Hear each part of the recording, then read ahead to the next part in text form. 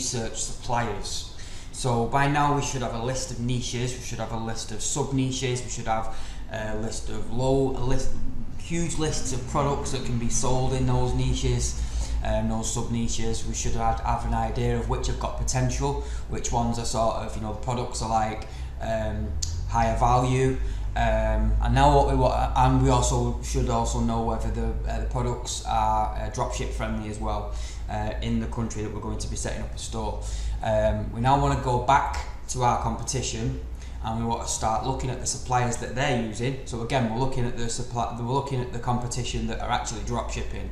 So we want to be looking at the suppliers that they're using, and we want to start building a database of suppliers. Now there's obviously lots of other ways that you could find these suppliers as well, by just searching Google and finding suppliers of whatever product it is that you're selling. So you know, you could be looking for manufacturers of whatever the product is. That's one way. So this is not the only way. You know, you can use common sense and look around for other suppliers as well. But this is a sort of way of like a methodical way of looking through retailers that we know are already drop shipping and looking at who their suppliers are and building a database of those suppliers. And you know, the general rule of thumb with this is the more you have, the better. So let's head over the shoulder and we'll start going through that process. Okay, so we're back over at Google. Again, I'm going to want to turn on the location guard, manage the extension, go back over here, check out go to options, use fixed location, untick pause, go over here, look for, again, we're just going to carry on with the barbecues. So barbecues, and again we've got the US results there. So what we're going to do again is go to, you know, some of the ones that we knew were drop shipping. So we'll look at, say, barbecue guys, and then what we want to do is lots of websites that we go on will have this shop by brand thing. So again, I'll show you some examples, but what we want to basically be doing is going back to our niche checklist, add a new sheet, and call the sheet something along the lines of suppliers, and then for the particular type of product. So again, you're going to want to have a lot of these, because you're going to have suppliers for barbecues, you're going to want to have suppliers for, you know, all the different types of products that you think may be a possibility of going forward. Now obviously at this point you've probably chose a niche, you've probably chose a sub niche. Now again, your website's going to be created around, let's say for example, food, but the sub niche that you're going to go with, you can't go with all of them. So you can't go with every single sub niche within that particular larger niche. So you have to start with something. So we're starting with barbecues, but you could potentially go on to do you know, pizza ovens, kitchen gadgets, you know, kitchen appliances, or if you're in outdoor decor, you might go with fountains, you might go with sculptures, whatever it is to go on with. We've got to choose one to start with.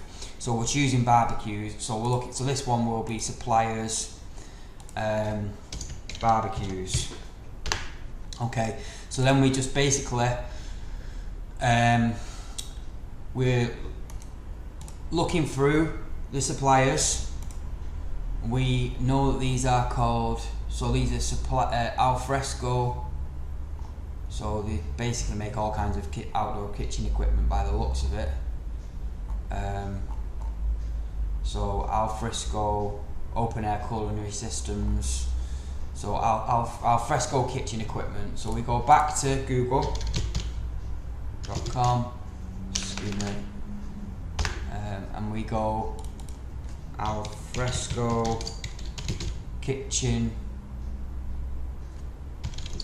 equipment, and we're looking for alfresco grills. Is this probably the one? We'll check out the logo, double check it's definitely the same one. Yeah, they're definitely the one.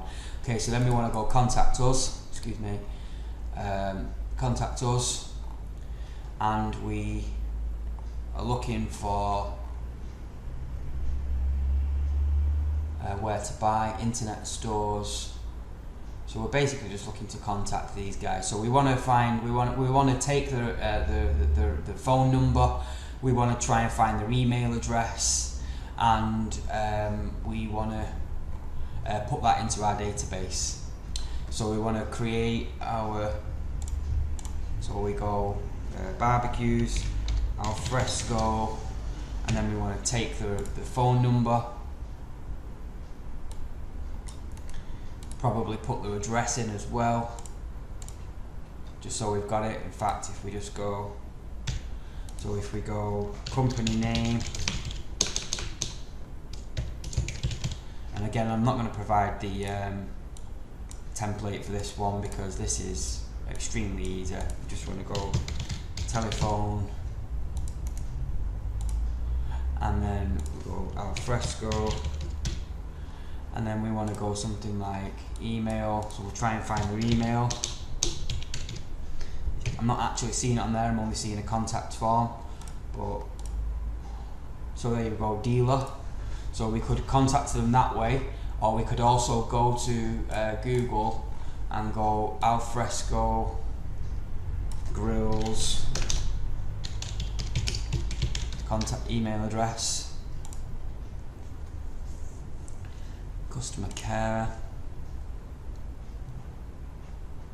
Okay, so they're not making it extremely easy to get hold of them, but you know, with a little digging, we could definitely find them. So you know, and as you can see, this is a pretty good example. So these guys here, barbecue guys, they're actually doing exactly what we're going to be teaching you, which is bidding for the actual brand name. So when someone's looking for an al fresco grill, your website is going to be popping up. And again, these are doing a very similar thing as well. So let's have a click on those and see what they're doing. Elite appliances, so these are doing a very similar thing. So let's see whether they've got a store, outlet store.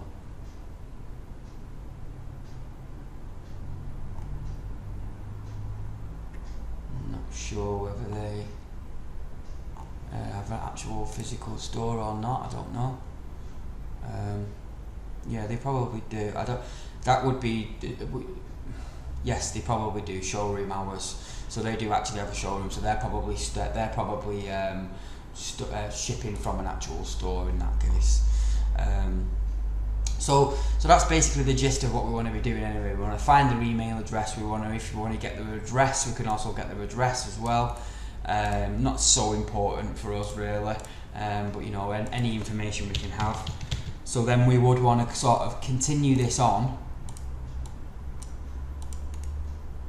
and then we would also want to put something along the lines of date contacted, and then put the date that you contact them, and then you want to put something like contact name, so the person of the name that you're dealing with. But again, we're not at that stage yet, but I'm going to move on to that in a couple of videos time. And then obviously any information that you get, you want to keep a database, you just know exactly where you put, and then you know, where you're up to with your conversation with them, are you approved as a supplier, whatever information that you need. Every supplier is going to have slightly different information. You're going to have to use your own common sense with this kind of thing really. You're going to have to just keep organised, make sure that you're keeping all your suppliers exactly what it is that they sell as well. So you might go insert, and you might go product type, and then you might go barbecue grills. So you know, it might be something that it's a very specific type of barbecue grill, or whatever it is. You just need to make sure that you can recognise exactly where you're up to with this particular supplier, and you've got all the contact details that you would need, and you've got their email address, you've got their address, you've got when you contacted them, where you're up to with your conversations with them, who you deal with there, so you can always remember the name and everything else. And then keep all that organised in your email inbox as well. But again, I'm going to move on to that in the coming videos. Okay, so hopefully that explains this. Build a big list of suppliers for the different products, and you should be getting a lot of lists going up here. All different suppliers in all different sub niches and all different products.